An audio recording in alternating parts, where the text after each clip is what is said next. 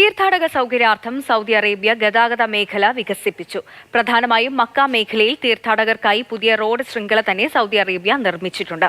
സുരക്ഷാ മുൻകരുതലിന്റെ ഭാഗമായി അറഫയിൽ കാൽനട ക്രോസിംഗ് നിർമ്മിക്കുകയും ചെയ്തു.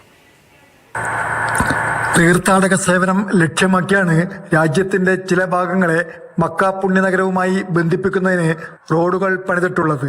283 കിലോമീറ്റർ നീളത്തിൽ പുതിയ റോഡുകൾ സൗദി അറേബ്യ നിർമ്മിച്ചിട്ടുണ്ട്. ഈ പദ്ധതികളിൽ സൗദി തലസ്ഥാന നഗരിയായ റിയാദിനെ മക്ക മേഖലയുടെ ഭാഗമായ പടിഞ്ഞാറൻ സൗദിയിലെ തായിഫ് നഗരവുമായി ബന്ധിപ്പിക്കുന്ന ഒരു എക്സ്പ്രസ് വേയും ഉൾപ്പെടുന്നു.